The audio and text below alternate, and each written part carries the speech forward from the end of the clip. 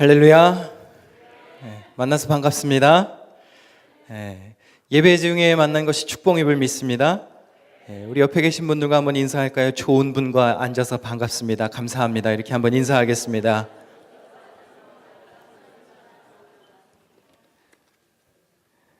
말씀 듣는 중에 주님께서 주시는 귀한 은혜가 함께 계시기를 축원합니다. 제가 5살짜리 꼬마 아이와 성경 공부를 하다가 있었던 일입니다. 어린이 성경책을 읽어주면서 제가 아담과 하와 이야기를 해주었습니다. 아담과 하와가 먹으면 안 되는 선악과를 먹어서 하나님께 벌을 받았다. 그러니까 하나님 말씀을 안 듣는 건 죄니까 말씀에 순종하면서 살아야 된다. 이렇게 가르쳐 주었습니다. 일주일 후에 반복학습이 중요하다 그래서 궁금해서 물어봤습니다. 아이 이름이 준서였는데요. 준서야, 선악과는 먹으면 될까 안 될까? 똑똑한 준서가 먹으면 안 된다고 그러더라고요. 너무 기특하고 뿌듯해서 또 물어봤습니다. 준서야, 그러면 선악과는 왜 먹으면 안 되지? 그랬더니 그 꼬마 아이의 대답이 참 기가 막힙니다. 그거는 아직 안 익어서 먹으면 안 돼. 이러는 거예요. 소개해 주신 것처럼 저는 대학원에서 구약을 전공했습니다. 이 선악과 문제는 굉장히 핫 이슈거든요. 오랜 시간을 연구한 구약학도의 이 깊은 고민을 한순간에 해결해 준 사건이었습니다. 그렇습니다. 선악과는 아직 안 익어서 먹으면 안 되는 것이었습니다. 아이들의 상상력은 참 기가 막히죠.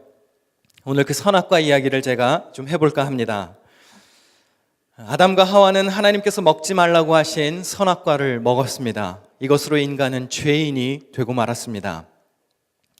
제가 예전에 청년부를 담당했을 때 선악과에 대해서 이렇게 물어보는 청년들이 꽤 많이 있었습니다. 아니, 하나님이 도대체 선악과 같은 건 왜 만드셔가지고 인간으로 하여금 죄를 짓게 만드셨냐고. 하나님께서 선악과를 안 만드셨으면 인간이 죄를 짓지 않았을 것이라 이렇게 주장을 하는 것입니다. 결국에 인간이 죄인이 된 것은 원인을 제공한 하나님이 계셨기 때문이라는 논리이죠.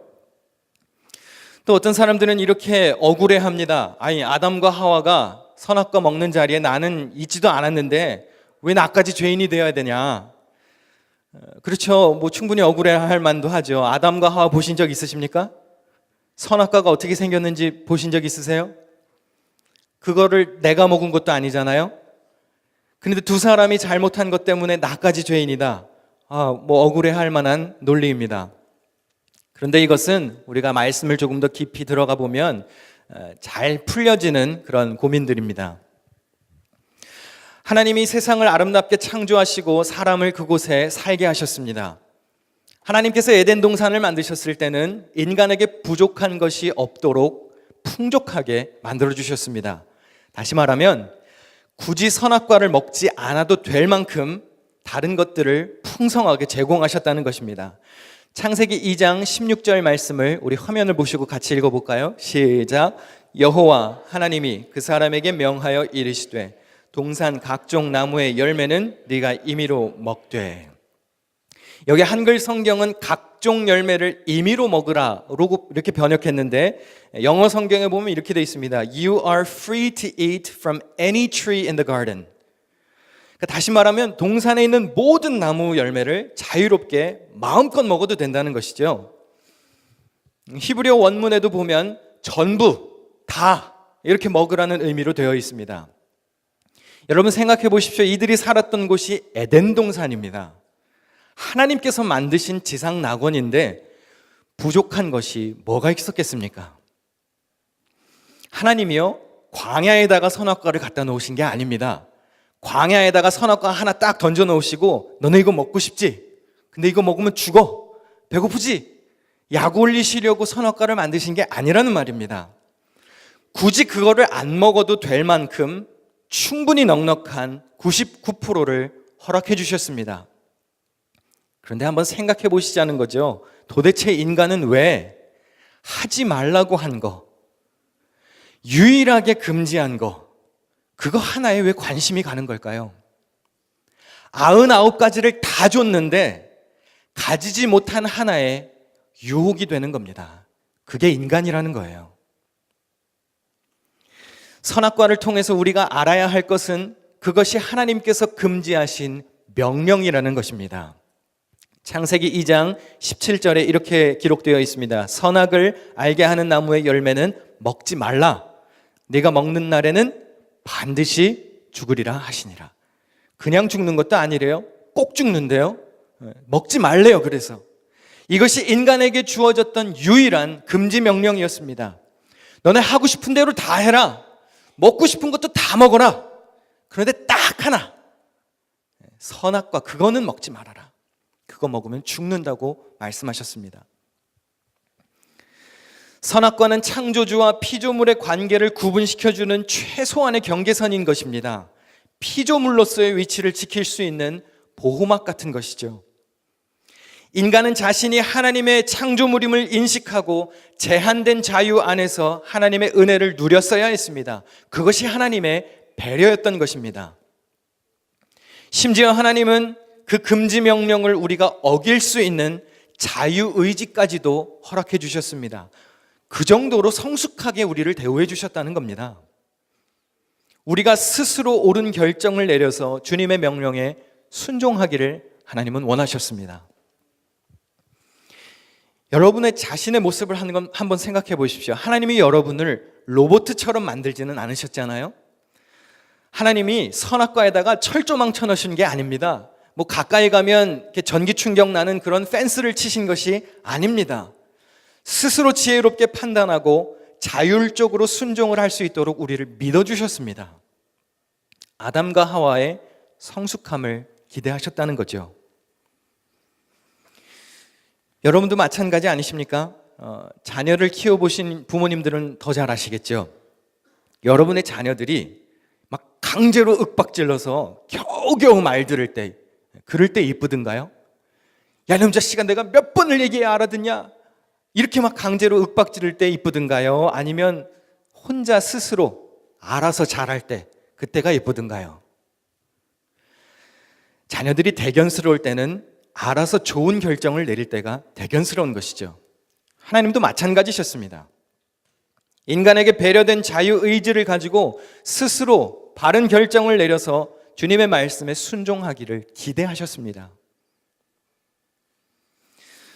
어떤 분들은 선악과가 도대체 어떤 과일인지 궁금해하시는 분들도 계십니다. 그게 사과냐, 복숭아냐, 선악과에 무슨 독이 들은 거냐, 색깔이 뭐고 모양이 어떤 거냐, 선악과의 정체에 대해서 굉장히 궁금해합니다. 그런데 이것은 별로 의미가 없는 고민입니다. 왜냐하면 하나님이 인간이 선악과를 먹은 이후에는 선악과를 더 이상 선악과라고 부르시지 않습니다. 창세기 3장 11절 말씀을 우리 화면 보시고 같이 읽어볼까요? 시작. 누가 너의 벗었음을 내게 알렸느냐? 내가 내게 먹지 말라 명한 그 나무 열매를 네가 먹었느냐? 17절에도 이렇게 기록되어 있는데요. 아담에게 이르시되 네가 내 아내의 말을 듣고 내가 네게 먹지 말라 한 나무의 열매를 먹었은즉 땅은 너로 말미암아 저주를 받고. 하나님이 뭐라고 그러시나요? 내가 너에게 먹지 말라고 했던 나무 열매라고 부르십니다. 선악과가 어떤 모양인지 그게 중요한 게 아니라는 거예요. 그게 하나님께서 하시지 말라고 한 거, 먹지 말라고 했던 유일한 명령, 말씀, 하나님의 뜻이었다는 것이 핵심입니다. 그런데 애석하게도 하나님의 풍성한 은혜임에도 불구하고 결국 안 된다고 명한 그 한 가지를 갖고 싶어서 인간은 탐욕을 금치 못했습니다. 여러분, 환경이 문제가 아닙니다. 사람이 문제입니다. 에덴 동산이 문제가 아니었습니다. 아담과 하와가 문제였습니다. 제가 예전에 기둥교회에 있을 때 안혜건 목사님 오셔서 설교하신 적이 있으신데요. 제가 설교 듣다가 배꼽을 잡고 웃었던 기억이 납니다. 만약에 아담이 한국 사람이었으면 절대로 선악과 안 먹었을 것이라고 그러시더라고요. 그래서 이게 무슨 말일까 그랬더니 아담이 한국 사람이었으면 선악과가 아니라 뭘 먹었을까요? 뱀을 먹었겠죠. 한국인들은 몸에 좋은 건 다 먹으니까. 그리고 이건 제 생각인데요. 제가 지금까지 관찰해 본 바 대개, 전부는 아닙니다. 근데 일반적으로 한국 남편들은 아내들의 말을 잘 안 듣더라고요. 그래서 만약에 아담이 한국 사람이었으면 선악과를 내미는 하와를 향해 이렇게 말했겠죠. 아유, 그걸 왜 먹고 앉아 있어? 안 먹어. 아마 말 듣지 않았을 겁니다. 인간은 결국 하나님의 명령을 어기고 피조물의 경계선을 넘어가고 말았습니다. 뱀처럼 그들의 눈이 밝아지기는 했습니다. 그런데 밝아져서 그들의 벌거벗음을 발견했습니다. 영적인 벌거숭이가 된 것이죠. 이전에는 몰랐는데 자신의 수치를 보게 되었습니다. 여러분, 이것이 달콤한 유혹의 함정입니다. 그럴듯한 말에 넘어갔다가 자신의 미련함과 마주하게 되는 겁니다. 아담과 하와가 부끄러워서 숨습니다. 근데 이때 하나님께서 찾아오십니다. 창세기 3장 오늘 본문 말씀을 다시 한번 제가 읽어보겠습니다. 아담과 그의 아내가 여호와 하나님의 낯을 피하여 동산나무 사이에 숨은지라. 여호와 하나님이 아담을 부르시며 그에게 이르시되 네가 어디 있느냐. 죄를 짓고 부끄러워서 숨은 인간을 향해서 하나님이 먼저 다가오셔서 물으시는 겁니다. 네가 어디 있느냐? 여러분, 이 질문은 굉장히 중요한 질문입니다. 이건 성경에 나오는 하나님이 인간에게 처음 던지시는 질문입니다. 인간이 죄 지은 거 알고 물으시는 겁니다. 여러분, 생각해 보십시오. 어린 자녀들이랑 숨바꼭질 해보신 적 있으십니까? 애들이 숨으면 진짜 못 찾으시겠던가요? 그냥 뻔히 보이지 어디 숨었는지. 근데 엄마 아버지들이 어떻게 합니까? 아이고, 우리 애기 어디 숨었을까? 보이면서 왜 물어봐요? 알면서 물어보는 거죠. 하나님도 마찬가지셨습니다. 죄 지은 아담이 주님의 낯을 피해 숨은 것을 알면서 물으신 겁니다. 단번에 부르실 수도 있었습니다. 단번에 죄를 추궁하실 수도 있었습니다. 너 그거 왜 먹었어? 그런데 바로 소환하지 않으시고 굳이 질문을 하십니다. 너 어디 있는 거냐? 왜 질문하시는 걸까요? 자초지종을 해명할 기회를 주시는 거죠. 질문하시면서 잠깐 시간을 주시는 거죠. 쉽게 말하면 회개할 수 있는 기회를 살며시 흘려주시는 것이죠. 이걸 자비라고 하는 겁니다. 여러분, 상상해 보셨습니까? 알면서 묻는 하나님 아버지의 마음은 어떠셨을지, 질문을 던지시면서 하나님의 속마음은 얼마나 무너지셨을지 생각해 보셨습니까? 아마 이런 마음 있으셨지 않았을까요? 야, 이 녀석들아, 너네 왜 그런 실수를 했냐? 왜 명령을 지키지 않고 내 시야에서 벗어나 숨으려고 하는 것이냐? 내가 너희들을 사랑으로 창조했는데 왜 내 낯을 피해서 숨는 거냐? 너희들이 지금 어디 있느냐? 지금 아담이 어디 있는지 궁금하셔서 지리적인 위치를 물으시는 게 아닙니다. 아담이 왜 있어야 할 곳에 있지 않고 하나님과의 관계가 끊어졌는지, 왜 숨었는지 관계적인 차원에서 묻는 겁니다. 너무 안타까우셔서 왜 나와의 관계가 깨어졌는지 물으시는 겁니다. 네가 어디 있느냐? 그리고 이 질문은 오늘 저와 여러분을 향해서도 던져지는 동일한 질문입니다. 여러분은 지금 어디에 계십니까? 여러분이 있어야 할 곳은 어디입니까? 하나님께서 원하시고 하나님께서 기뻐하시는 곳에 여러분은 계십니까? 저는 이 말씀을 기초로 해서 제 좌우명을 정했습니다. 제 좌우명은 있어야 할 자리에 제때 있자입니다. 하나님께서 원하시는 곳에, 하나님께서 원하시는 때에 있어야 하나님의 마음을 기쁘게 해드릴 수 있지 않겠습니까? 여러분의 신앙에 무엇인가 문제가 생겼다고 느껴지신다면 스스로에게 질문해 보셔야 합니다. 나는 지금 어디에 있는가? 나와 하나님과의 관계는 온전한가? 내가 지금 넘지 말아야 할 선을 넘은 것은 아닌가? 여러분, 하나님의 창조를 생각해 보십시오. 창조 과정은요, 다 경계를 치는 과정입니다. 해와 달과 별들은 하늘에 두셨습니다. 물고기들은 바다에 두셨습니다. 짐승은 육지에 살게 하셨고요, 파도가 땅을 넘지 못하도록 경계를 정하셨습니다. 만물의 위치를 정해주시고 경계선을 정해주시는 것이 창조 행위입니다. 선악과도 마찬가지였습니다. 인간이 하나님의 영역을 침범하지 못하도록 그 경계선 하나 쳐놓으신 거예요. 이 제한선을 우리가 넘어가는 순간 우리의 인생은 불행해지는 것입니다. 하나님과의 관계가 어그러지는 거고 주님의 낯을 피해서 도망다니는 인생을 살게 됩니다. 하나님이 아담을 향해서 또 하와를 향해서 신문할 때 그들이 어떤 모습을 보였는지 잘 기억하시죠? 남자가 뭐라고 그러죠? 여자 핑계를 댑니다. 하나님께서 지어주신 저 여자 때문에, 저 여자가 나를 꼬셔서 내가 죄를 지었습니다. 아니, 몇 구절 전까지만 해도 뭐라 그랬습니까? 어우, 내 뼈 중에 뼈요, 살 중에 살입니다. 여자를 칭찬하고 높일 때는 언제고, 상황 불리해지니까 뭐라 그래요?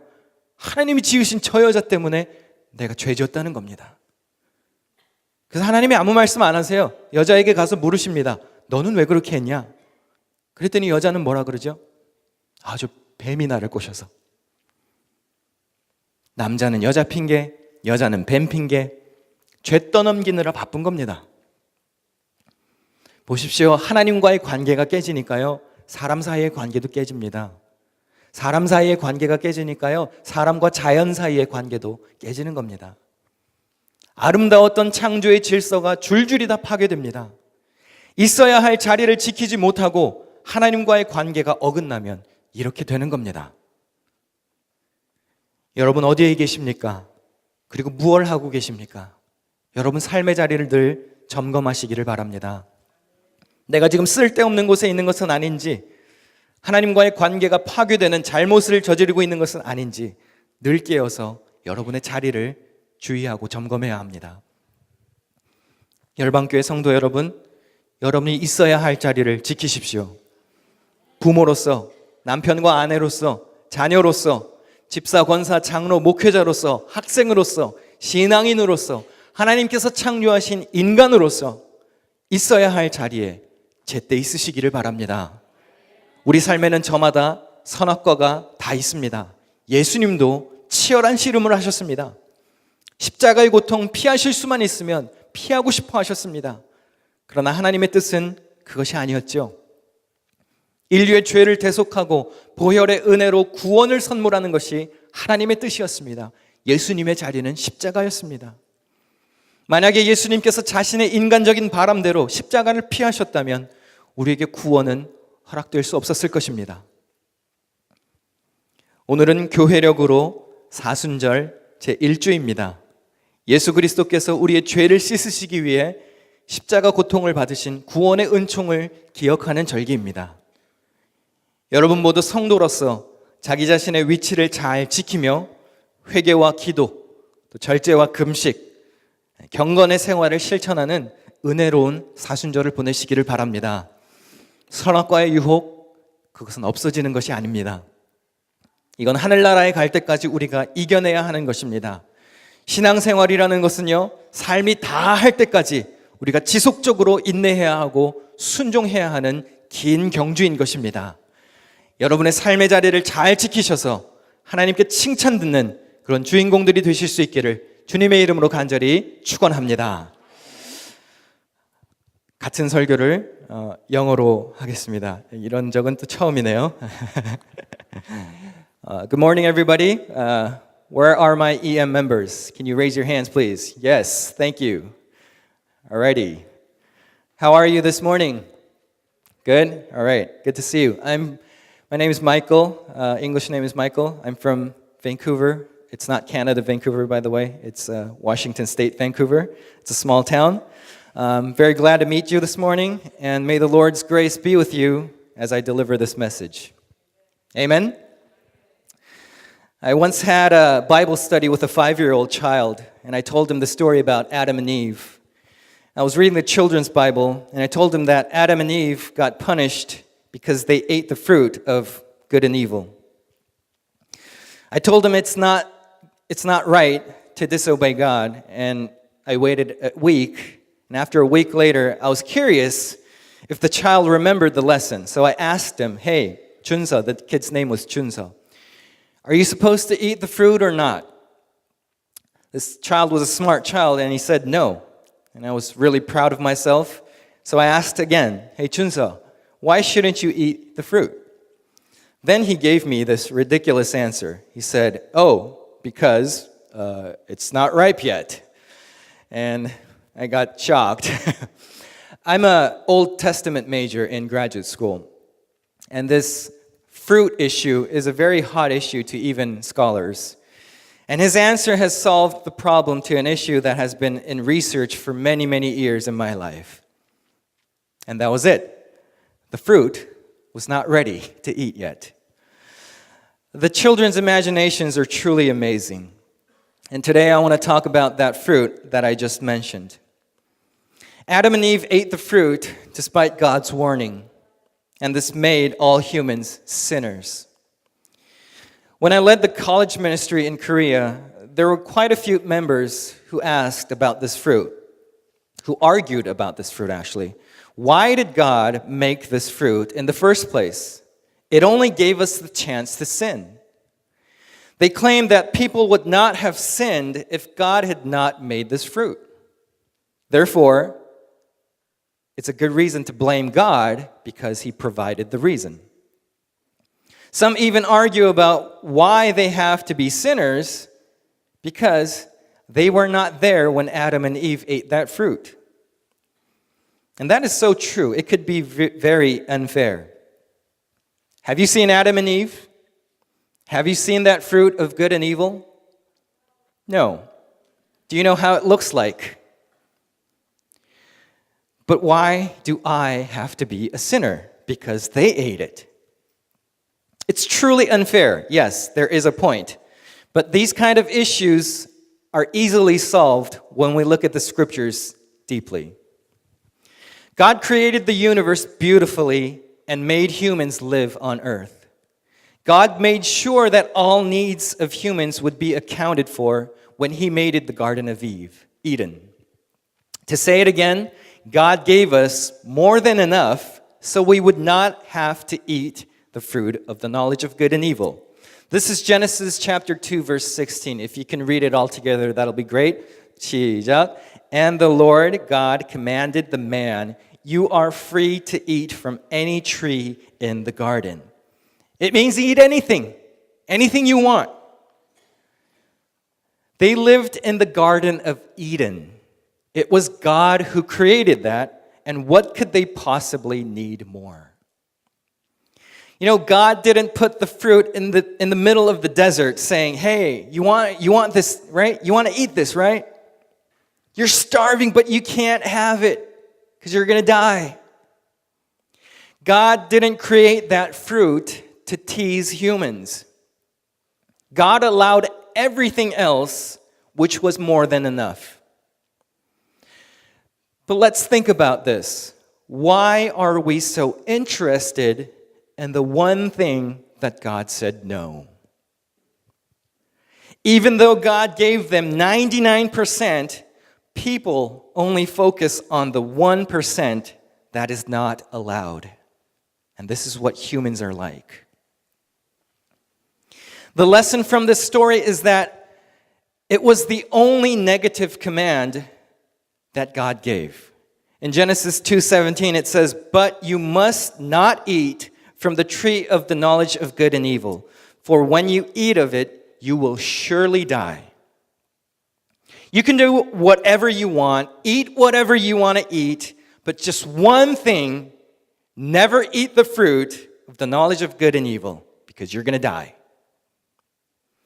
The fruit was the final barrier that separated the relationship between the Creator and the creation.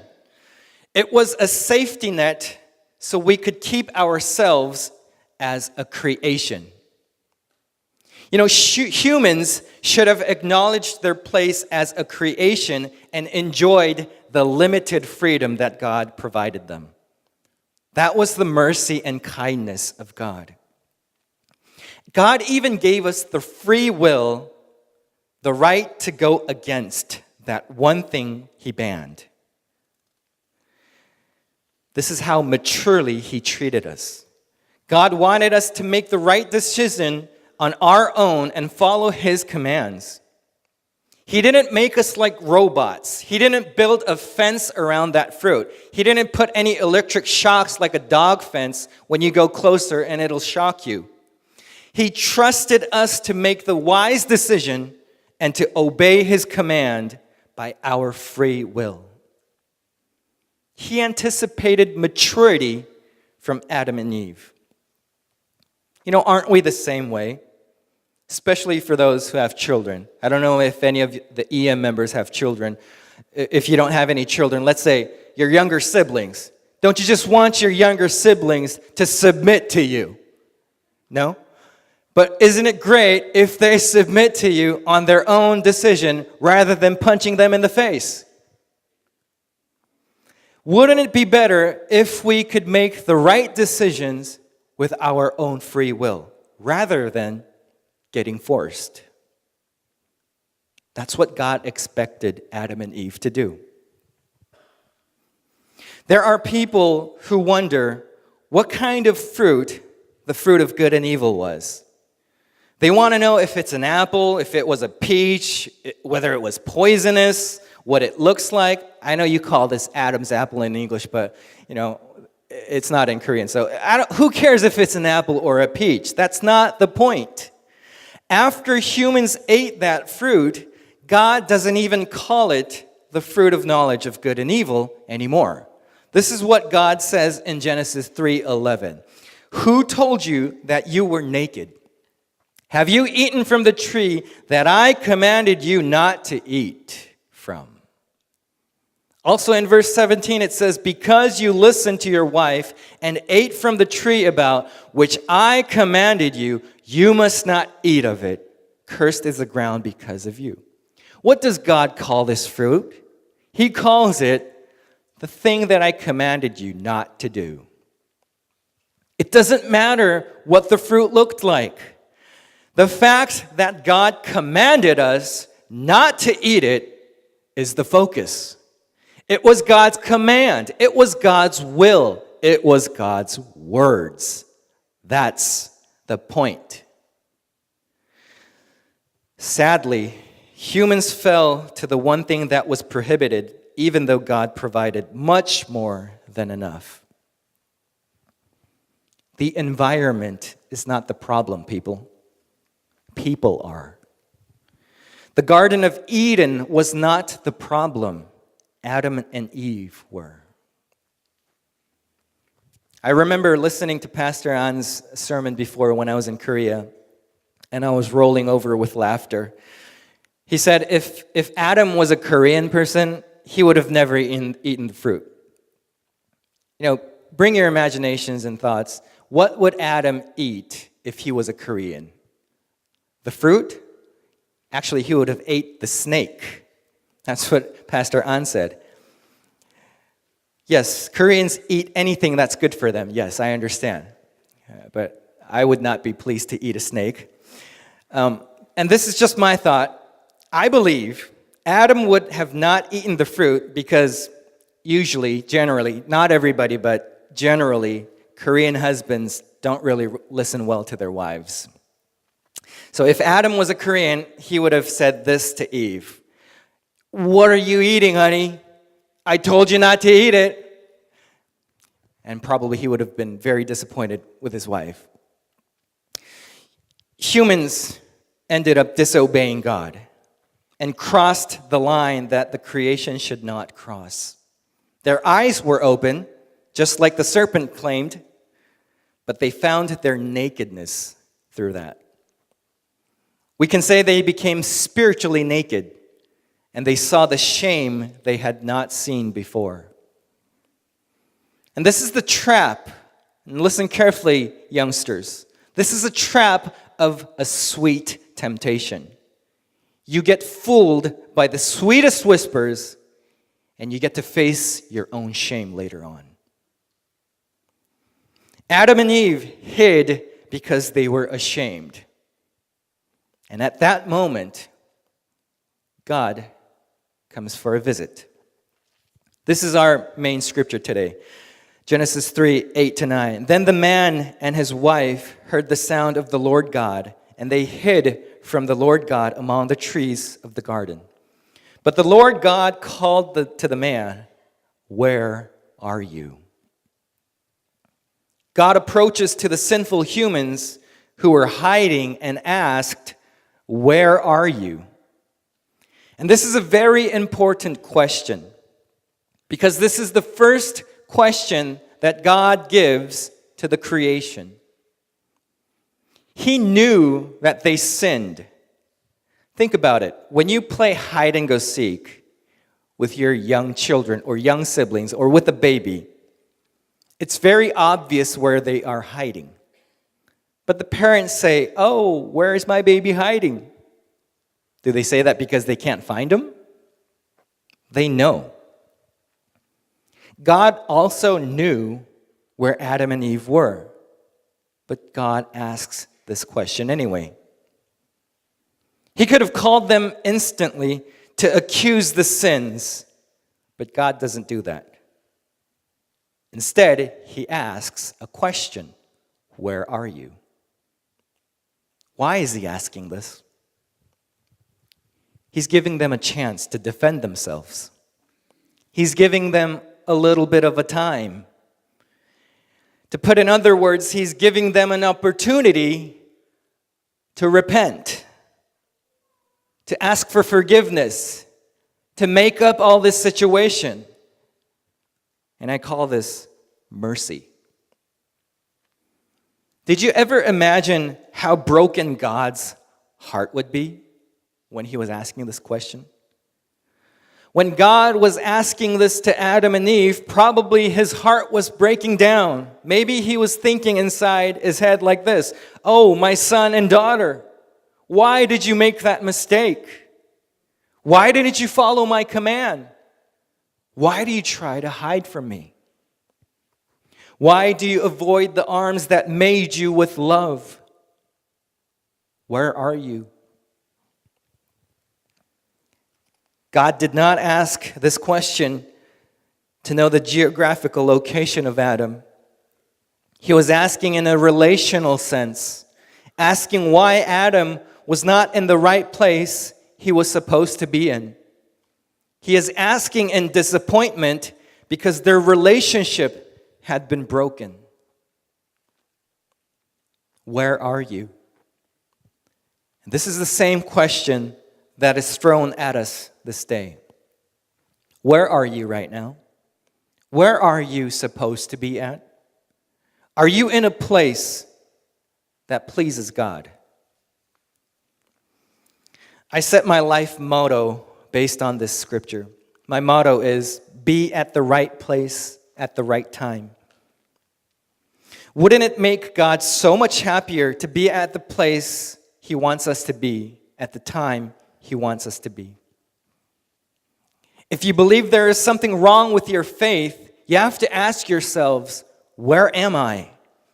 Is my relationship proper with God? Have I crossed the line that I should not cross? Think about the process in which God created the universe. Creation is all about setting boundaries. He placed the sun, moon in the skies, the fishes in the sea, the beasts on the land. He made sure the waves don't go over the land. He chose a place for all things and set boundaries for them. And it was same with the fruit of good and evil. It was the border between God's space and the human space. And the moment we cross that line, our lives become miserable because we wish to hide from God, and our relationship would be ruined. Do you remember how Adam and Eve were when God were accusing them? The man blames the woman. "Oh, it's because of that woman you made me. She tempted me. It's all her fault." Wait. Just a couple of verses before, what did the man say? He was praising the woman. And now, all of a sudden, he turns around and stands against her. God doesn't say anything to the woman. He just asks the woman, "Why did you do this?" And what does she say? It was a serpent. It was a snake who tempted me. Now watch this. Adam blames Eve. Eve blames the serpent. Everyone is busy blaming each other, tossing the responsibility. And this is what happens when the relationship gets ruined. When the relationship breaks between us and God, the relationship between people breaks. And so did the relationship between people and the nature. The beautiful, orderly nature of creation breaks down piece by piece if we lose our place and break away from God. We must always keep an eye on where we stand, and we must always be wary of what we are doing. We must be awake and check whether if we are not wasting time at the wrong place or doing the wrong thing that is destroying our relationship with God.